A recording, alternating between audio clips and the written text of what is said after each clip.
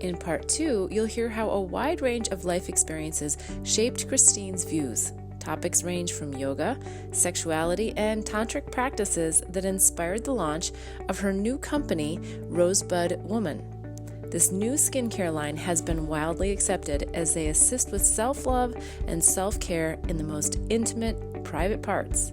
Additionally, discussions spanned from one of oppression of women to products that control reproductive power and how they can assist in uncovering shame and taboo topics that became associated with sexuality.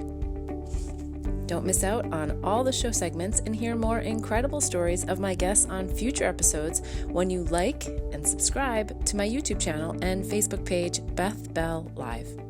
We were talking about being an entrepreneur, and you were giving us some really wonderful pearls of wisdom. Mm-hmm. I know there's so many more, and I also found it interesting that somehow I kind of took one of the books that you've written, which I have not read, yes, but was thinking that it was very much for entrepreneurs, and in a way it very much is. It was just written from a systems perspective. Yeah, it was. I'm very interested in that question of the individual relationship to systems. Yes. I mean, I was doing, even in the business, to connect it back to business, and this bridge that happened in my early 30s. Okay. I started teaching, training in yoga, practicing yoga a lot, and I began to learn the principles of the yamas and the niyamas, the things you should do and you shouldn't do as the first limb of yoga, including things like don't be greedy, very simple things. Yeah. And brought those back to my business and snuck those principles into the business. And that Yama and niyamas. I haven't heard of these. So it's like do no harm, don't be greedy, things like that. Yeah. Restraint of urges. Okay. They're really good. They're like the 10 Commandments of yoga in a way, and actually a little bit easier. Don't steal. Asteya is non-stealing. Is this from Mark? This is the Yoga Sutras of Patanjali, the oldest text that they've written down in the yoga world.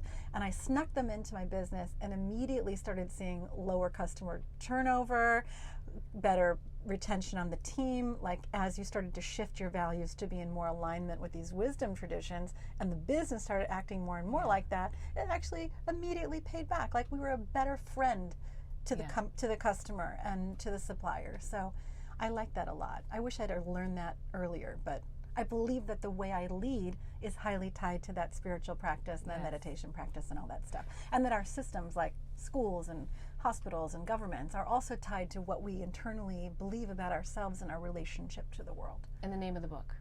The first one, Indivisible, then Bending the Bow. Okay. Yeah, great. Bending the Bow, I'm presenting for the first time in a public forum in 3 weeks. Oh. It's very exciting. Very interesting. We'll have to get the details on that. So you've written books. You've been an entrepreneur. Yeah. You've gotten through the good, the bad, the beautiful. And now you're working on a new company that kind of recently launched within the last year or so. Yeah. How did you get to this? Let's talk about what the company is. God. Okay. It's so strange I'm like 53, so trying to map how this all happened, I have no idea. This is about being in the wonder of everything. But between the yoga, and then the yoga led me into meditation, and that led me into a deeper understanding of my relationship to other things, which led me to plants and understanding the relationship with the earth, which led me into tantra and the relationship to sensuality and sexuality and to dance and my own body. And this is all unfolding over 20 years. Yeah. So it's like a deep, deep study. Yeah. I've got my kids, I've got stepkids, lots of animals, big gardens. So it's a really rich and full life. And at the same time, I'm running these technology businesses, and so I'm learning all the skills to build business. And finally, I was really done. Business sold, I was ready to retire, and I thought I was going to not start another company. Right. I went off traveling around the world with my new lover, and we sold everything, and we're just going to land somewhere and start a retreat center, and that was going to be that. But I had one more that I really wanted to do. It was stuck in the back of my mind, and that is what became Rosebud Woman. It was a series of topical skincare products and content and narratives that were all about honoring the whole body, and particularly the vulva, the labia for women. Non-sexual creams and potions that address common concerns women had. And I was sitting in Hawaii. I've been formulating my products at home when I was still living in California to give to friends. And it was in Hawaii that I decided to do it. And that was 2 years ago. And a year ago, we launched, a little less than a year ago, we sold our first product. And now we're in Neiman Marcus, Detox Market, all over the place. Wonderful places. Yeah, and women are loving it, and I couldn't be happier. Yeah. Mm-hmm. I love to hear that. I didn't know you were in all those great places already. That's really wonderful amazing. in a year's time. Yeah, I had no expectation that what I would say the dominant culture would accept this idea that the personal or intimate area is worthy of skincare just like any other part of the body, that you could start talking about it like your elbow. I thought Let's it would talk be about years. the dominant culture. Let's go to that first, and then I think that'll weave into some more on the products and the need for the products. The dominant culture for women is a history of 2,000 years of oppression, basically, for a lot of reasons. And it's not that it's all evil. You know, people came to their opinions in a lot of, I would say, customs evolved to meet a need in the immediate era. So as you had property rights through farming, the desire to control women's reproductive capacity and to know whose child it was shifted from a tribal moving society. And so women up until the 50s or 60s really had, even though they first had the vote about 100 years ago in the United States, other places in the world later, and some places sooner, but they didn't get any control over their own reproductive life until 1972 with the pill, the introduction of the pill, and then Roe v. Wade and other things like that. And as you begin to take control over your reproductive life, then all of the regulations and customs that were around controlling your sexuality can be called into question. So with economic power, control of reproductive power, you can now look at, where did I learn that there was something shameful about my desire or my sensuality? Where did I learn not to talk about my body, that it was dirty or taboo? And begin unwinding those programs and start to see yourself again like perfect nature, like the perfect nature that you are. And then in that conversation, like, oh my God, this is amazing. I can like put a seed in there and grow a baby. You know, that's how does that work? You know, and so as we deprogram, there's a vacuum, and in the vacuum we can write a new program. It's not about pleasing someone else. It's not about being a reproductive asset. It's about enjoying the body that we're given and doing what's natural and taking care of ourselves. Does that sound right? I also, just one more point on the systems thing, is all of these insults and beliefs and denials of the feminine that are identified with the body are also in culture. Why maternal health gets less investment than general health. Why women's cancers are invested in less than men's. If you start to look at domestic violence, institutions like that, women's economic empowerment, all the denigration that is directed at the individual shows up in our systems. That's part of the mission. It's very interesting, isn't it? Yeah. So as you started to embark on this, I know you're very bold and I know you're very confident, but were there some little seeds in the back of your head of fear about launching this and how it might be received and how it was going to come across, or what did that look like? Well, I had to confront, first of all, my own biases against the female. I had to look at those. Like, what are my male colleagues in venture capital going to think now? You know, 98% of venture is controlled by men in the United States. And so I was worried that they wouldn't think I was a serious person if I started making intimate skincare products, and that I'd lost my edge, so to speak, gone soft. And I had to like really investigate why that was a concern to me. It's also a benefit, because if I had to go present to them, I'm 100% sure they would have turned me down. But luckily I had cashed out for my own things and was able to start it with my own investment. But so first I had to examine my fear of being judged as overly yin or overly feminine in this particular venture choice, or not serious enough. And then I had to look at a lingering sense of being slutty. You know, like, like, oh, if you're going to do sexual products, then there's going to be an immediate merging of thinking about you as a sexual being by all people who perceive you, which is a difficult thing for me to be like, actually, I'm past that point now, and I just want to do this, and I want to be the voice for no shame. So anything that I felt around that could actually be exonerated, you know, and given pardon. So there were those things. And I remember the first time talking to a man about the product and him going, oh, no, you know, like pulling back and me saying, no, I mean, don't you have like 10,000 employees and aren't half of them women? Don't you want to know what they deal with on an everyday basis?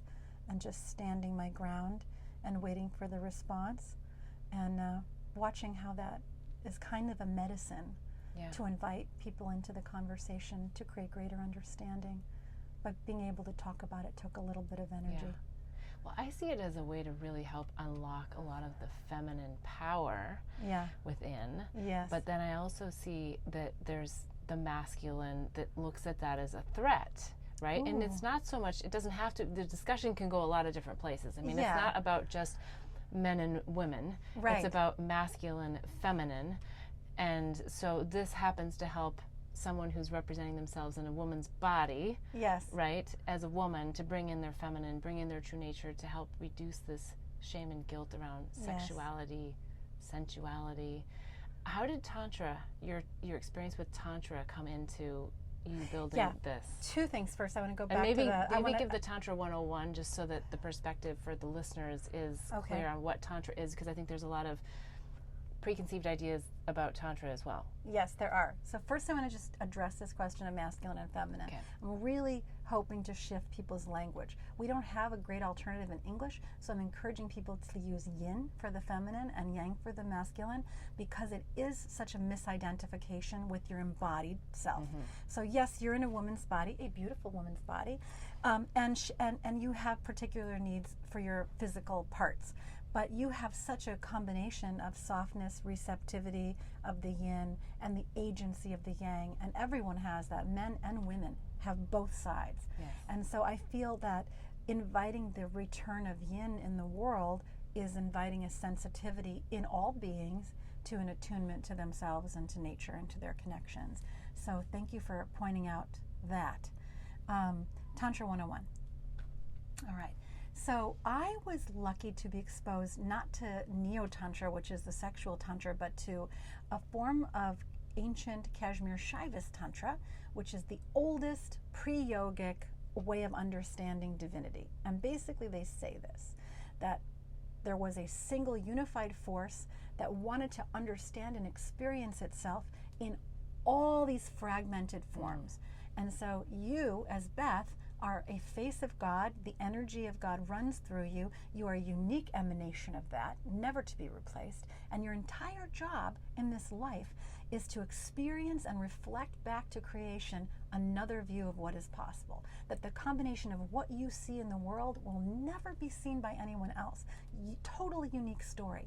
So you go out, you enjoy, you perceive, you are completely in your physical body so that creation knows what is available. That's an amazing, different idea than I'm like this lonely, small creature you made down here and I'm abandoned and bereft and please help me. It's a totally different relationship to divinity. So Tantra is about the exquisite attention you pay to everything in your life, what your taste is and your breath and your relationship, and that you're really noticing and appreciating at such a level that you can feed it back into the divine library, so to speak. And that's what that is. Now, there are a couple of passages in Tantra that are referring to things that are taboo. And taboos in the culture are a little, why are things taboo? Entheogens, psychedelics, sexuality, intoxicants of all nature. In this country, saying the word socialist can be a taboo. There's just a lot of things because those things have power. They have liberation theology baked into them.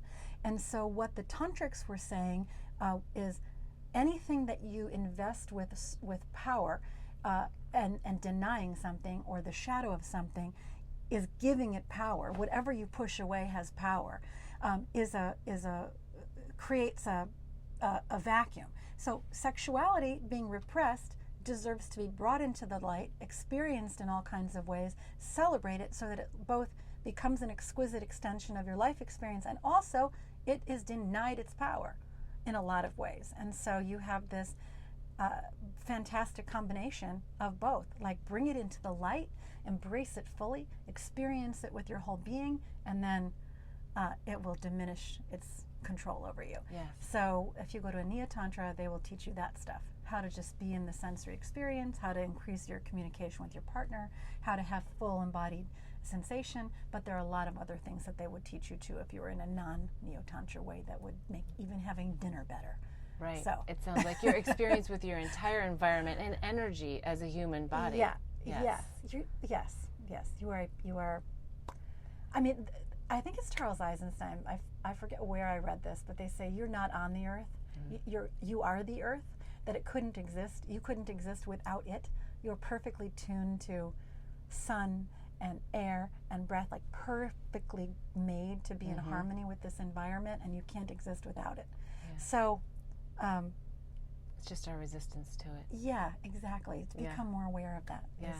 Well, I don't know why, but I want to talk a little bit more about darkness or lower vibration. But we're going to go to a quick break, and we'll come right back. All right. Blossom Bliss products are designed to help empower pure love and purpose in your life.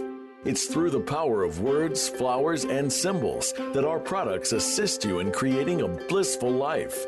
The power of words in our mini mantra word bar necklaces assist you in setting and blossoming your personal intentions. The affirmation cards leverage the power of flowers by providing daily inspiration. And the power of symbols in our life journey bracelets are great reminders of the things that bring us peace, joy, and love. Products are made and blessed in Bali with love by Balinese artisans who work with empowered hearts. When you purchase jewelry with a bee charm, we donate to save the bees. Join us in pollinating the planet with love. Go to our website, blossomblissbali.com. Again, that's blossomblissbali.com. Thanks for joining in to hear the life journey lessons and pearls of wisdom of me and my guests. Be sure to hear all 3 segments when you subscribe to my YouTube channel and receive reminders to upcoming shows and segments. The full episode is also available at bethbell.me/show. If you found this inspiring, please give this episode a like and a big thumbs up. If you want to hear more, follow me or hit the bell for reminders at Beth Bell Live on Facebook and YouTube. I'd love to have you join the mission of pollinating the planet with love.